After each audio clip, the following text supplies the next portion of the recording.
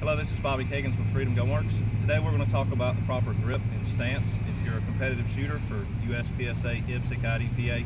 It also works well for defensive situations because it allows your body movement to be dynamic. You're not prohibited from going in any direction at any time. And the way I usually teach this is to tell people to think about an athletic stance. If they've ever played tennis or golf or softball or something like that, they're all kind of basically the same. They start with your feet just about shoulder width apart.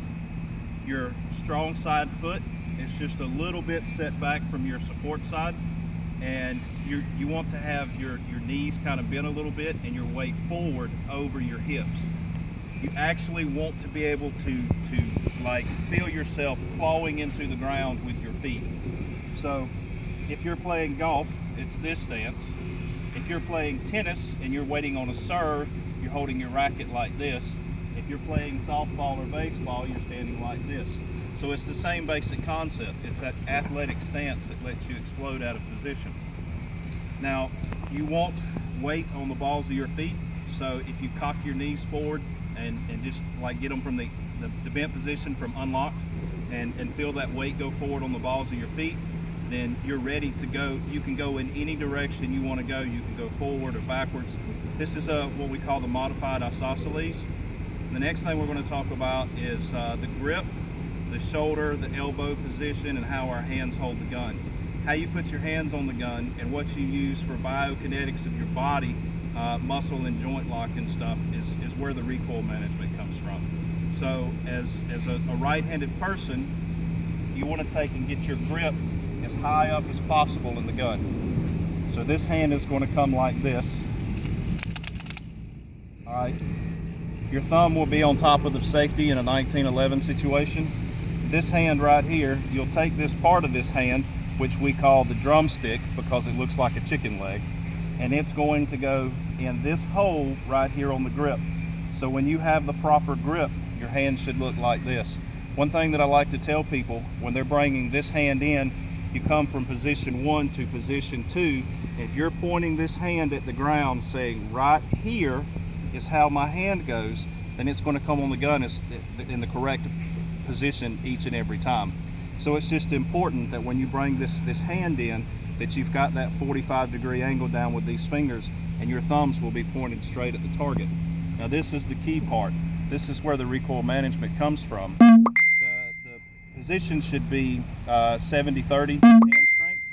So this hand right here only has 30% grip pressure. If you're squeezing real hard with this hand, you lose dexterity of this finger. You can't move it fast enough to manipulate the trigger if you want to shoot fast. So if you relax this hand a little bit, you really can move this finger faster.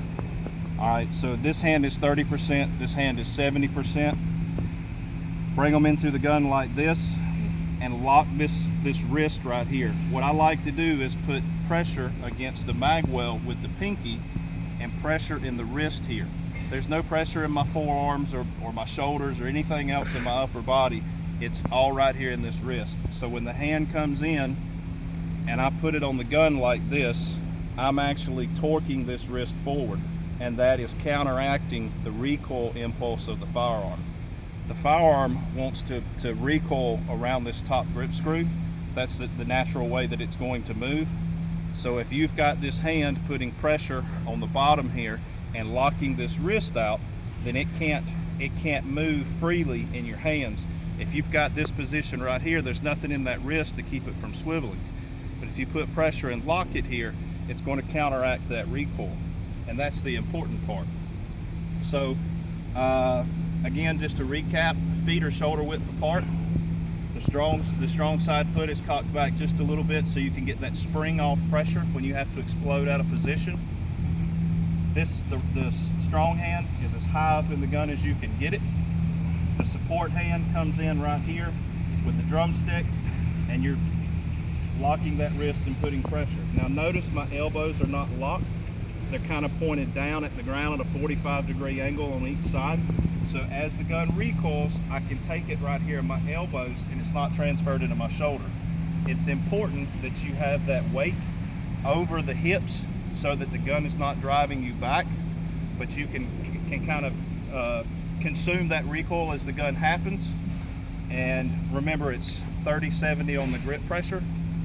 Don't lock your elbows. Nobody needs to be doing this with the Tactical Turtle. If you've got your shoulders rolled up like this, you can't turn your head, you can't see. But if your shoulders are in a relaxed position, you can manipulate the trigger. You can look and be aware of your surroundings, and you can also turn and go in any direction you need to go.